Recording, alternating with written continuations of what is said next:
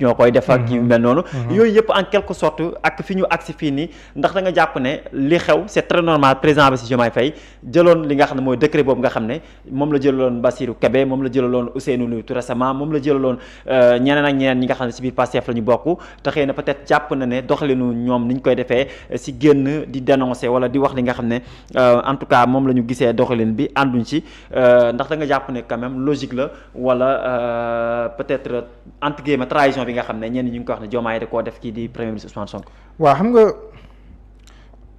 ay baatu trahison ak yooyu bon dama koy bàyyi ak ñi koy utiliser mais man su may analyser politiquement comme li ma yàgg wax situation politique dafay toll foo xam ne nii dafay induire à faire certains choix. Parfois des choix contre même yow ton gré yow dëggantaan des choix yoo xam ne ni boo koy def da nga koy def le cœur meurtri. loolu gestion publique képp ku koy def xam nga loolu même gestion privée même ñu dénk la benn mbir lu mu ndaw yenn saa yi nga def choix boo xam ne ni da nga xeexat sa bopp pour def choix bi te situation politique yenn saa yi mu am fu mu toll. choix bi dafay imposer wu mais li am solo mooy acte bu nit posé en république. neen xool ndax acte bi tegu na si yoon wala ndax teguwul si yoon. loolu bu ñu ko defee rek dañuy noppaliku xam nga sànq pour ñëwaat dinaa ñëwaat si laaj bi nga laaj mbirum kii xam nga sànq maa ngi wax si député yi nga xam danoo jàpp ils sont contre ak yooyu mais maa ngi gis Ndiaga Sylla expert électoral muy wax ne que moom sans équivoque. que voilà mooy li ñu Omar Samb di woon nii boo xoolee muy wax ne que député bi nga xam te nii dafay jóge si gouvernement bi. dafay regagner son poste de député. donc loolu mu ngi noonu bu nekkee ne dafa def mooy que mu def renonciation irrévocable mooy li ma doon wax. par écrit waaw. donc c'est clair même dans un autre poste aussi Adji Mergane Kanouté mi nga xam ne ni aussi moom député la woon membre de l'opposition ba ni ma yëg man mi ngi wax ne que lii c'est un droit acquis. boo xam ne nii warul sax def débat muy woo mooy borom poste bi waaw la muy wax ne que opposition bi dafa waroon xool yeneen pexe seen digganteeg Ousmane Sonko lu wuteeg lu mel nii parce que jàpp na lii ça ne devait même pas faire débat. Ousmane Sonko a bel et bien le droit de retourner à l'Assemblée pour dire que le débat est ouvert ku nekk mën nga si am sa gis-gis loolu c'était une parenthèse pour kii mais pour ñëwaat si président la mu doon wax ay xuloo ak yooyu bon je pense que loolu mën nañ ko rek mettre si réponse yi muy defal premier ministre parce que premier ministre aussi yenn saa mu génn wax xalaatam président aussi dans un cadre politique mu wax xalaatam loolu garaawul xam nga en démocratie ku nekk bu nekkee ne la la démocratie may yaa ngi koy doxal garaawul bu nekkee ne ku nekk la la yoon may yaa ngi koy doxal garaawul mais léegi nag fi muy amee solo mooy nga xool conséquence ak li ngay posé. sànq maa ngi koy wax comme constitution moo jox ay sanctions président de la mu mën a nommer ku ko neex wala mu dégommer ku ko neex à tout moment à tout instant mais noonu la mayee tamit nit ku jàpp ne yow député nga da nga suspendre woon yoon may na la tamit nga war a delluwaat assemblée nationale. kon président Diomaye ni mu sukkandikoo si li ko yor may. jël décision kenn du ko nettal kenn du ko beñal kon noonu la tamit Ousmane Sonko sukkandikoo si ni mu jàpp ne loolu la ko yoon may ngir mu delluwaat assemblée nationale. te bu xasee dellu assemblée nationale moom président assemblée nationale jomb ko parce que nekk président assemblée nationale benn condition dong la nekk député. boo xasee nekk député moom boo tàllalee sont damaa bëgg a nekk président assemblée nationale bu la falee yaay président assemblée nationale. nekk député dong la. boo nekkul député moom mënoo nekk président assemblée nationale parce que faa nga nekk député. parce que ay député quand même ñooy bokk ci élection présidence assemblée nationale. waaw loolu la député yi ñoom ñooy voté. loolu dong la kon bu xasee nekk député moom war naa mën a nekk président assemblée nationale. mais par rapport à la coalition ak li président wax loolu nag dafay am lu muy jur mooy lu muy junj mooy malaise xam nga président Diomaye ak premier Ousmane Sonko xam nga fan la premier ministre Ousmane Sonko amee avance boo xam ne gëm naa ne. président Diomaye pour mu dab ko dina jafe. mooy si législative bi. législative yi bi Pastef demee moom kese Ousmane Sonko dem def liste Pastef am si la amee avance boo xam ne sur le président Diomaye politiquement boo xam ne mënatu koo rattraper. mais pourquoi ça parce que président Bassirou Diomaye Faye si biir Pastef la bokk. waaw mais. pourquoi pas cet avancement bi nga jàpp ne mais dafa bokk ci coalition boo xam ne Pastef génn na si. Diomaye président. waaw léegi ndax xam nga ne Pastef sur les 130 députés. daanaka 126 yëpp Pastef fa leen tee nii maanaam ay Pastef lañ 100%. waaw même ñeneen yi Pastef lañ jox bopp ñi si ëpp si ñoom. ñi si ëpp si ñoom waxuma ñëpp nag ñi si ëpp ñi bokkul Pastef ñii la si ñi ma jàpp. waaw même na Bousso bokkul Pastef mais pro Sonko leer na. procureur Ndaw bokkul Pastef. mais pro Sonko war na ko sax moom. waaw def na benn post sur sa page Facebook. le jeune frère de Habib Sy nu mu tudd député bi mooy rakku Cheikh Omar Sy. waaw Cheikh Omar Sy. Omar Sy député Omar Sy. waaw xam nga moom bokkul Pastef. quatrième bi laay faate kon président Diomaye ñii bu nekk am na ñeneen nag biir Pastef am na député yoo xam ne nii xaw nañ jege président Diomaye comme ñoom Abdou Lahad Ndiaye ak ñooñu jege nañ ko laa bu ko xaw ma def nag kii mais am na si ñoom Abdou Lahad Ndiaye ak ñooñu voilà jege nañ président Diomaye parce que président Diomaye aussi am na benn lien bu mu am bu dëgër ak ñi nekkoon au niveau de la diaspora surtout. boo defee seetlu waa diaspora surtout waa France. waaw du ñëpp nag. parce que Marie Rose France la nekkoon mais gis nga digganteem ak Diomaye. Marie Rose Faye kon du ñëpp mais am na quelques députés yoo xam ne nii quand même xaw nañ jox boppu Diomaye ñenn ñi affiché nañ ko. mais ñenn ñi aussi peut-être assumé wuñ cette position de responsabilité boobu. waaw assumé wuñ ko. waaw assumé wuñ mais jàppal ne la quasi totalité des députés Pastef sont pour Sonko loolu xam nga leer na. kon fan la amee avance ci président Diomaye boo xam ne nii président Diomaye mënu ko war a taabal président Diomaye leen la mën mooy jéem a gérer situation bi ba décembre 2026 ba n'est-ce pas 2 décembre la. leen installé woon 2 décembre. waaw ba 2 décembre 2026.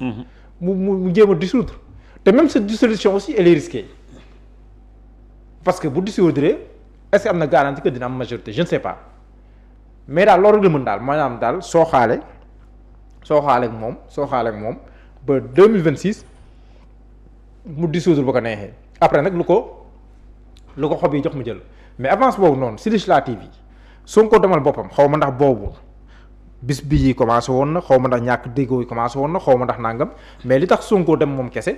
fal amee avance si président Diomaye Faye te loolu moom mooy findeelu ba tey ji tànn premier ministre doon na yomb lool si président Diomaye bu amoon majorité bi xam nga la mooy différence su xeex bi Macky Sall doon xeex ak Sonko ak xeex bi Diomaye nar a xeex ak Sonko.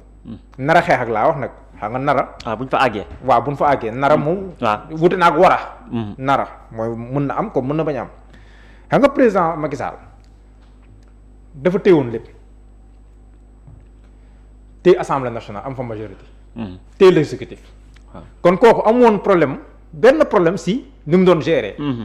Sonko am ñaari mbir ay xalam ak xalaatam mooy ay stratégie ak mbooloo mi.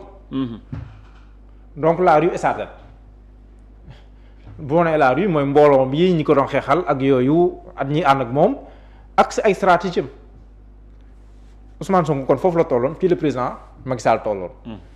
président Diomaye moom moo téye l'exécutif il est le chef de l'exécutif moo téye décret. waaw mais loolu rek la yor. politiquement téewul assemblée nationale. politiquement Ousmane Sonko moo téye assemblée nationale kon Ousmane Sonko ma jekkandi woon face à Macky Sall am si lu mu si am dafa gën a jekk face à Sonko à Diomaye te Diomaye amu si la sa Macky Sall amoon est-ce que comprendre moo tax muy gën a difficile si président Diomaye que président Macky Sall moo tax xeex bi ku jàpp ne day doon xeex comme xeex bee du doon benn. c'est vrai parce que boo téewee assemblée nationale. doo mën am yenn pouvoir ak yenn possibilités yi quand même. boo téewee assemblée nationale. soxlawul ngay wàcc si mbedd mi. waaw boo téewee assemblée nationale soxlawul ngay wàcc si mbedd mi. par contre boo ko téewul aussi doo mën a am yenn possibilités yi quand même. voilà da ngay sentir benn faiblesse. benn faiblesse voilà effectivement. mais boo téewee assemblée. maanaam dafa mel ni doole gi fu mu toll nii sax dafa jéng.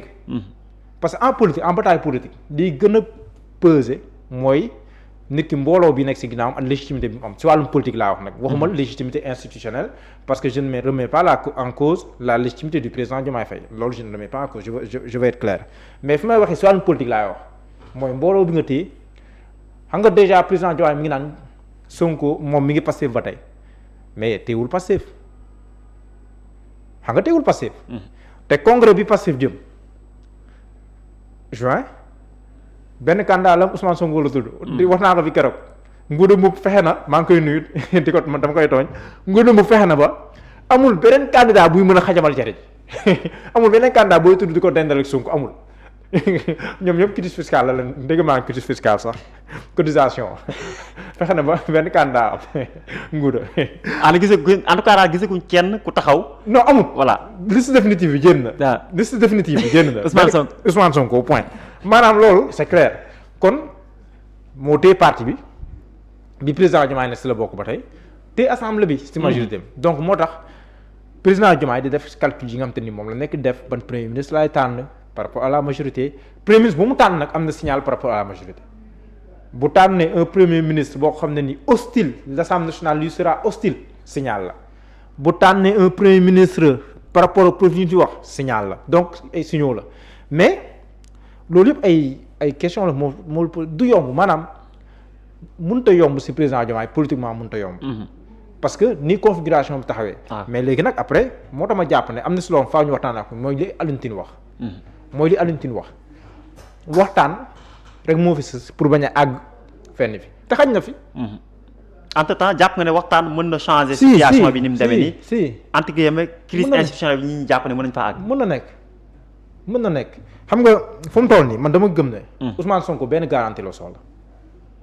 coow li muy bëri yëpp benn garantie la soxla mooy garantie boo xam ne ni daf koy permettre mu mën a mener librement sa politique ba 2029 incha allah garantie boobu gëm naa ne bu ko amee président Diomaye lenn la soxla si moom lenn kese du ñaar di ñett muy mu may ko mu mën a gouverner comme ni mu ko bëggee sans di ko galgal ak di ko sonal ak yooyu bras de fer boobu noonu président bu bëgg na donte ne amul assemblée nationale que majorité bi accompagné ko mais ñaar ñooñu mën na waxtaan bu juboo waale.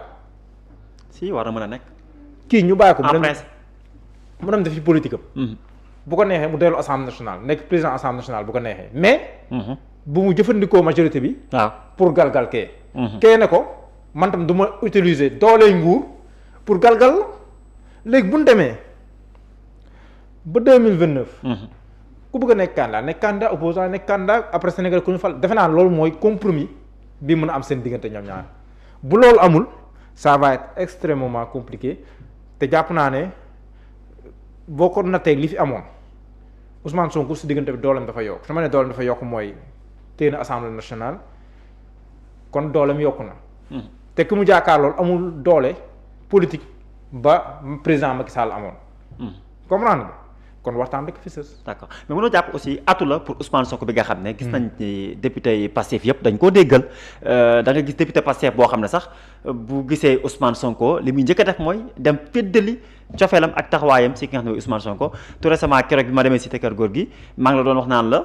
dafa génn këram ndekete bi mu génnee këram dafa demoon si siège Pastef doon daje ak ñi nga xam ne ñoom ñoo nekk.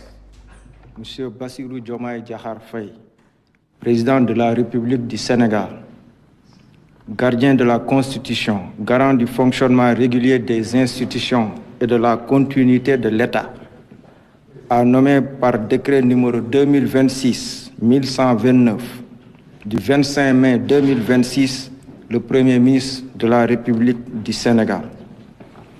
Décret numéro 2026-1129 portant nomination du Premier ministre. Le président de la République, vu la Constitution, notamment en ses articles 42, 43 et 49, décrète, article 1er, Monsieur Ahmadou Al-Aminou Mohamed Lo,